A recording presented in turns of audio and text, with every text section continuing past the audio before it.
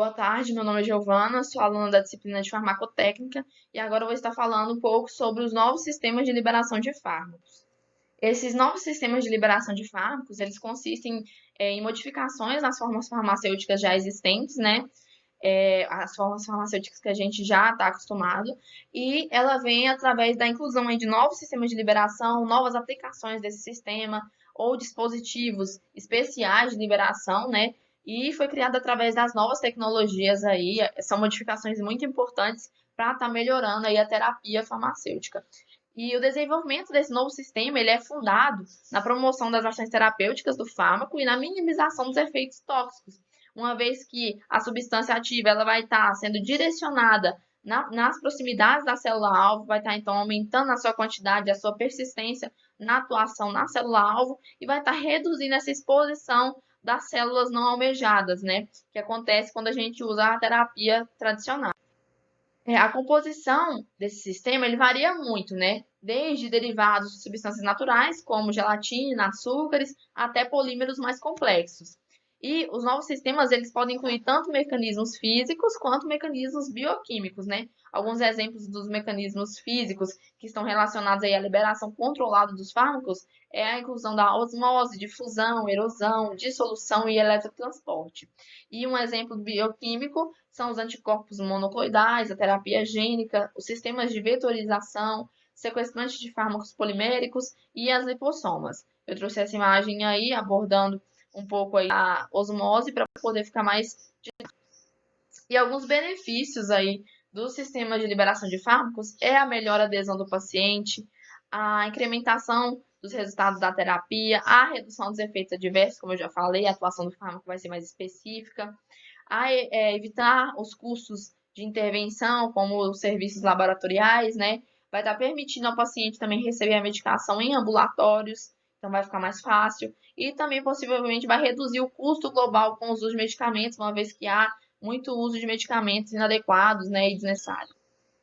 Alguns exemplos desse sistema de liberação de fármacos são a via transdérmica. Então, ela é através de adesivos, né, envolve uma absorção percutânea dos sistemas tópicos de iontoforese e fonoforese, é um exemplo, né? Então, a iontoforese, ela induz o aumento da migração de fármacos iônicos dentro da pele por meio da repulsão eletrostática no eletrodo ativo, e a fonoforese, ela consiste no fármaco misturado com um agente de acoplamento. Então, geralmente, esse agente ele é um gel, ou um creme, ou uma pomada, que transfere essa energia ultrassônica do dispositivo de fonoforese para a pele.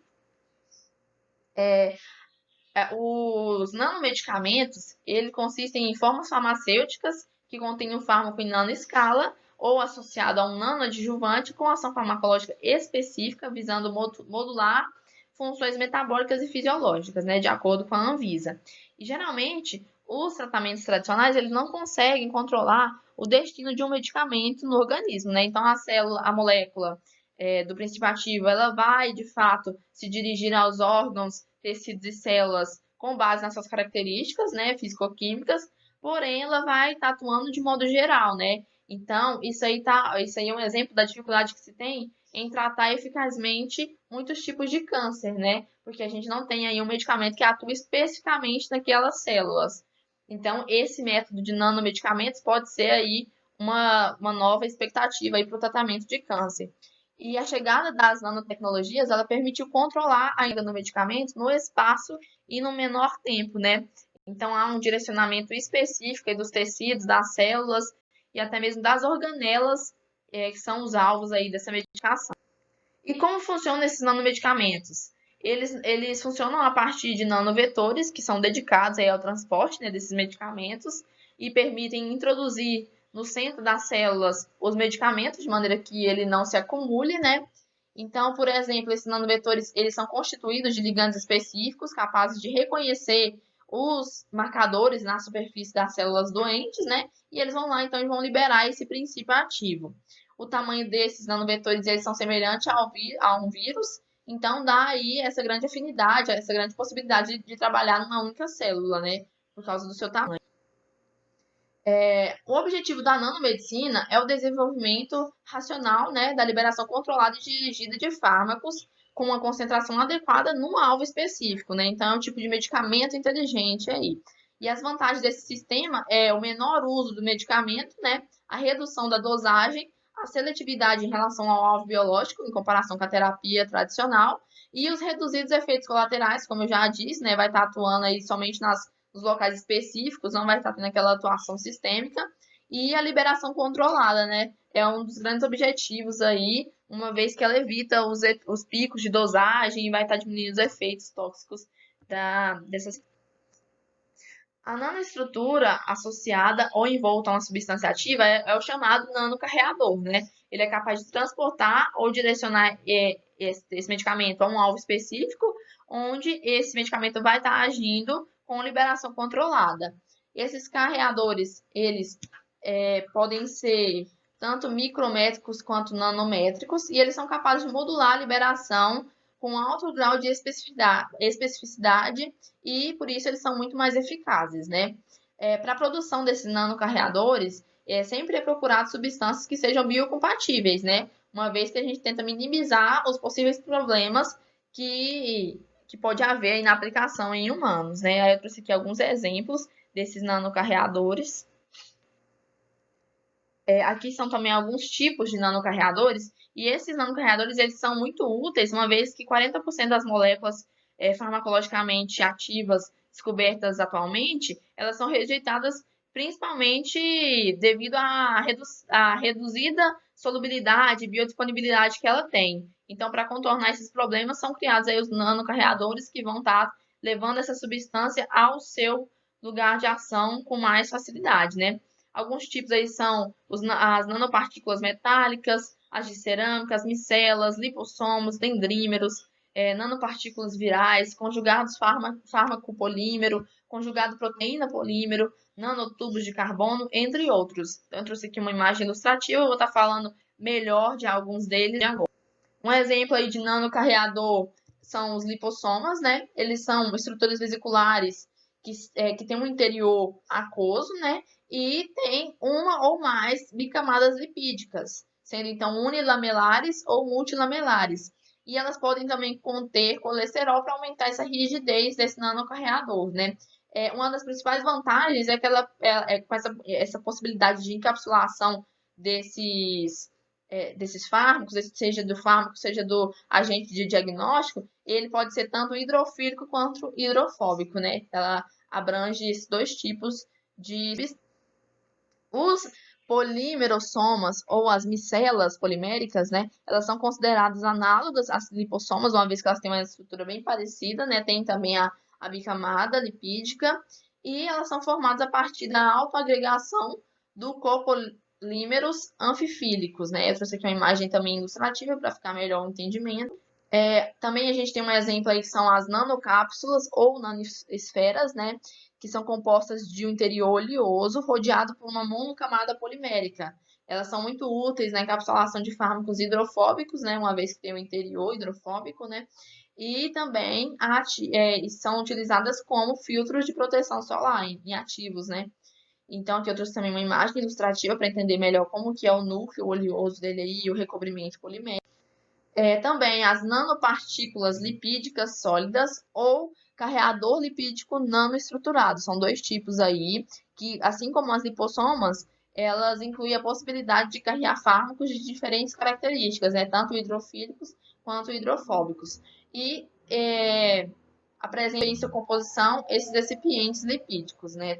Tanto a nanopartícula lipídica sólida, que é caracterizada aí na imagem A, quanto o carreador lipídico nanoestruturado, que é a imagem B.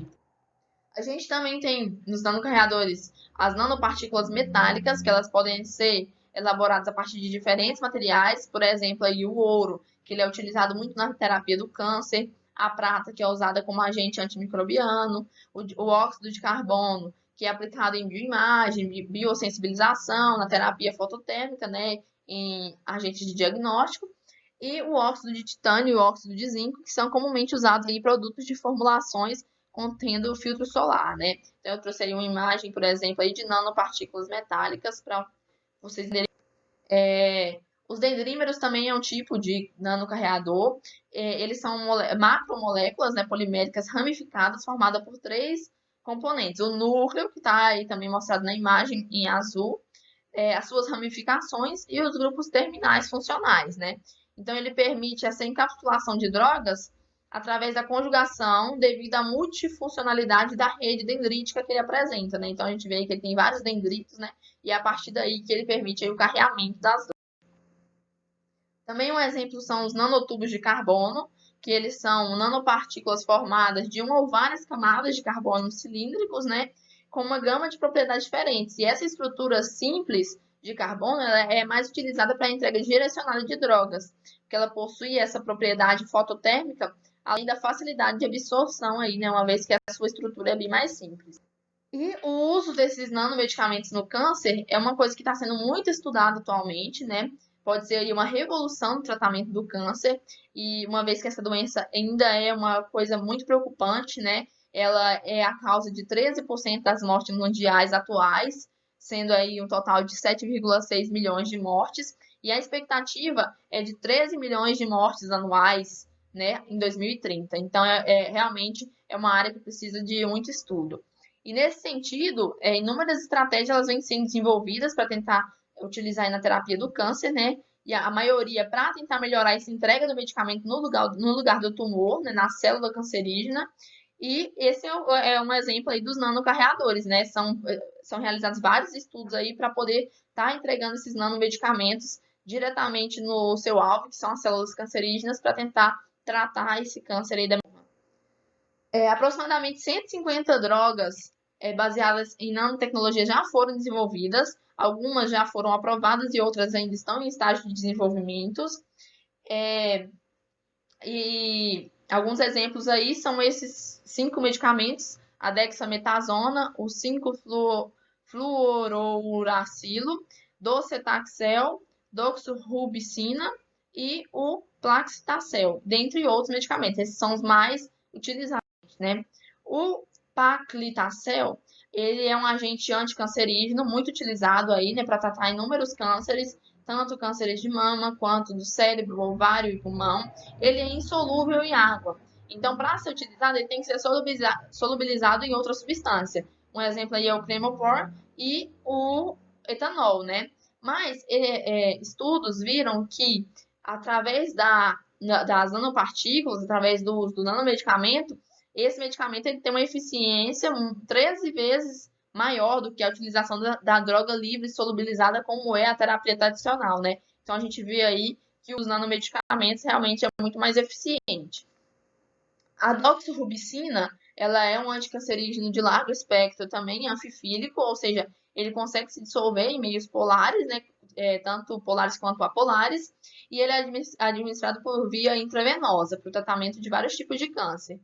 E essa baixa penetração e uma limitada distribuição que esse medicamento tem para tratar tumores sólidos é a principal causa de falha nesse agente terapêutico, sabe? Então, além da afinidade que ele tem por tecidos cardíacos, e sendo assim uma substância cardiotóxica, né? Então, ele não é tão funcional assim de maneira distribuída assim tradicionalmente, né? Então, a gente vê aí também um outro tipo de medicamento que vai ser muito útil se usado como nanomedicamento, né? Que ele vai estar diminuindo essa cardiotoxicidade, uma vez que ele vai estar se direcionando simplesmente aos tumores.